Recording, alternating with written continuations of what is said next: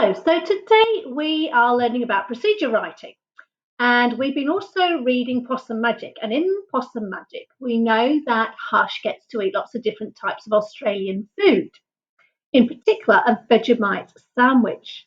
So we are going to make a Vegemite sandwich and then we're going to write a procedure. Let's put you back a little bit and bring you down here. So the first thing I needed to do was needed to get my ingredients. So on my plate, I have 2 slices of white bread. I have some butter. I have some Vegemite. I have a knife. I've already been very sensible and washed my hands.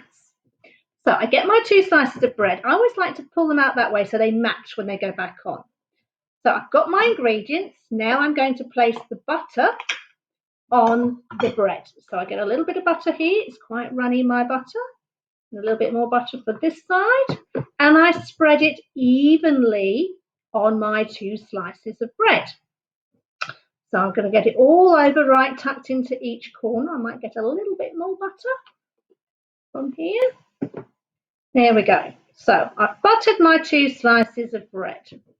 Now I'm going to get one of the favourite Australian foods, Vegemite. Mrs. Duncan ought to confess she much prefers Marmite. Anyway. So, got a little jar because I'm not overly keen on Vegemite. So I take as much Vegemite as I would want to eat. So I've popped it on my knife and I'm going to spread it on top of the butter. It's a bit slippery, slidey.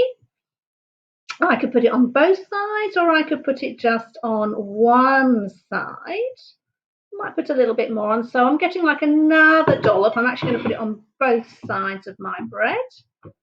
And then spreading it super evenly. Hope you guys like Vegemite. And then I'm going to place my 2 slices of bread together. I'm going to squish them down. I've got quite a bit of Vegemite still there. And then I'm going to cut my sandwich in half. I could do it as a triangle or I could do it as 2 rectangles. I actually quite like it in a rectangle. I wish I hadn't done that then. There we go.